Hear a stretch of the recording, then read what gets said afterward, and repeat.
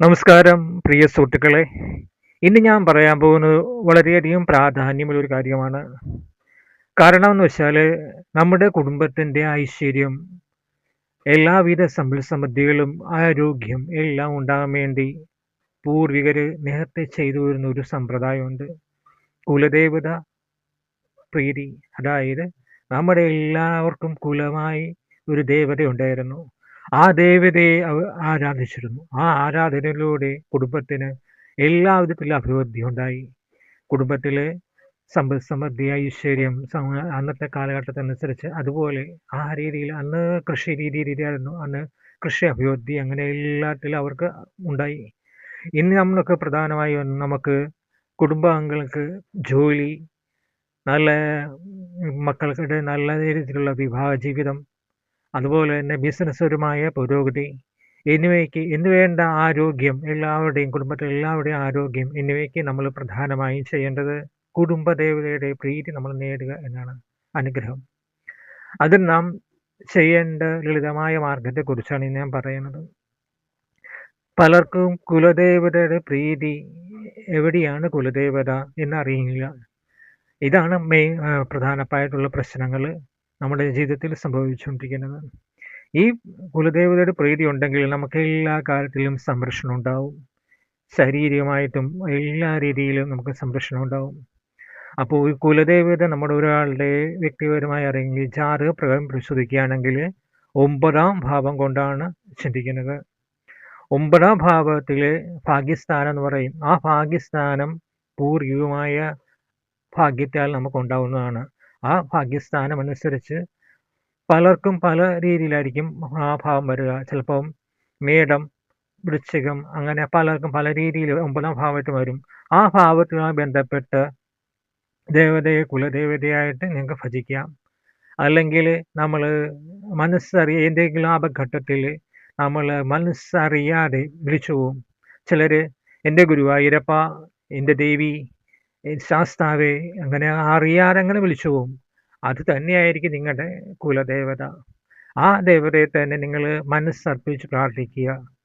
അപ്പോൾ ഞാൻ ഈ പറയാൻ പോകുന്ന രീതി എന്ന് പറഞ്ഞാൽ ലളിതമായ രീതിയാണ്. അത് എന്ത് വെച്ചാൽ നമ്മുടെ കുടുംബ പരദേവത നിങ്ങൾക്ക് അറിയാമെങ്കിൽ ആ ക്ഷേത്രത്തിൽ അടുത്താണെങ്കിൽ നിത്യവും പോവുക, അല്പം ദൂരെയാണെങ്കിൽ ആഴ്ചയിൽ ഒരു പ്രാവശ്യം പോവുക, അതിനേക്കാളും ദൂരെയാണെങ്കിൽ മാസത്തിൽ ഒരു പ്രാവശ്യം പോവുക, അതിനേക്കാളും കൂടുതൽ ദൂരെയാണെങ്കിൽ വർഷത്തിൽ ഒരു പ്രാവശ്യമെങ്കിലും പോവുക. ഇങ്ങനെ നിങ്ങൾ ദൂരമനുസരിച്ച് ആ സമയം ക്രമീകരിക്കണം. അപ്പോൾ പോകുമ്പോൾ ഒരു കാര്യം ചെയ്യണം. നമ്മൾ ദേവിയെ മനസ്സിൽ സങ്കല്പിച്ച് അല്ലെങ്കിൽ ഭഗവാനെയോ ആരെയോ മനസ്സിൽ സങ്കല്പിച്ച് നമ്മൾ മുഖത്ത് ക്ലോക്ക് വൈസിൽ ഒരു രൂപയുടെ നാണയം ഒഴിഞ്ഞ് ആ ദേവതയ്ക്ക് വേണ്ടി നിത്യവും വീട്ടിൽ ഒരു പാത്രത്തിൽ അർപ്പിക്കുക. അത് മാസം തോറുമോ ആഴ്ച തോറുമോ നിങ്ങൾ എന്നാണോ പോകുന്നത് അത് അന്ന് പോയി ഈ കിഴിപ്പണം കൊണ്ട് ദേവിക്ക് അല്ലെങ്കിൽ ദേവന് സമർപ്പിച്ച് പ്രാർത്ഥിക്കുക. ഇത്രയും ഇത് ചെയ്തു കഴിഞ്ഞാൽ വളരെയധികം സൗഭാഗ്യം, സമ്പൽ സമൃദ്ധി നിങ്ങൾക്ക് ഉണ്ടായി വരും. ഒരു സംശയമില്ല.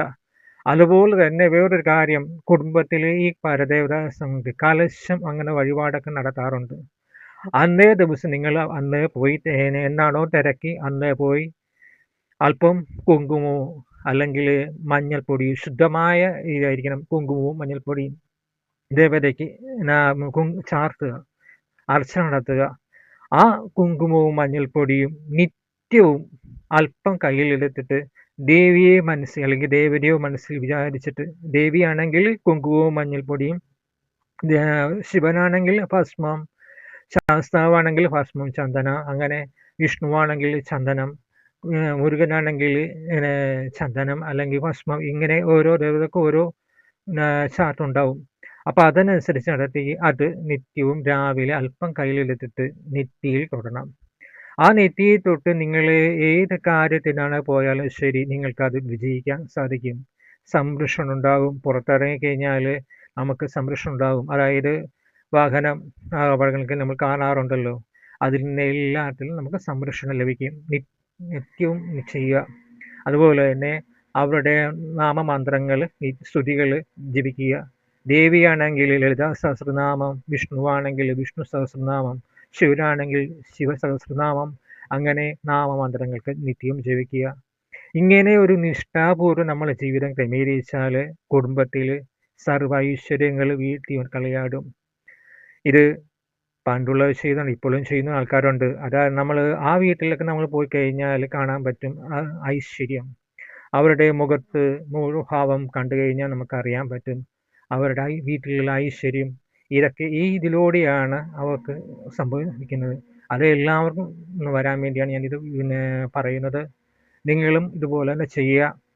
നിങ്ങൾക്ക് 9ാം ഭാവം നിങ്ങൾക്ക് അറിയാൻ പറ്റില്ലെങ്കിൽ എന്നെ നമ്പറിലേക്ക് കോൺടാക്ട് ചെയ്യുക. ഞാൻ നോക്കി പറഞ്ഞുതരാം ഏതാണോ നിങ്ങളുടെ 9ാം ഭാവം, അതിൽ ഏത് ദേവതയാണോ ഭജിക്കേണ്ടത് അത് പറഞ്ഞുതരാം. അല്ലെങ്കിൽ ഞാൻ പറഞ്ഞ പോലെ നിങ്ങളുടെ ഏതെങ്കിലും ഒരു സാഹചര്യങ്ങളിൽ നിങ്ങൾ വിളിക്കും, എൻ്റെ കൃഷ്ണ, ഗുരുവായൂരപ്പ, മുരുക, അങ്ങനെ ആരെങ്കിലും അത് തന്നെയായിരിക്കും പരദേവതയായിട്ട് വരുന്നത്. അവരെയും ഭജിക്കുക. അങ്ങനെ നിത്യവും ചെയ്യുക.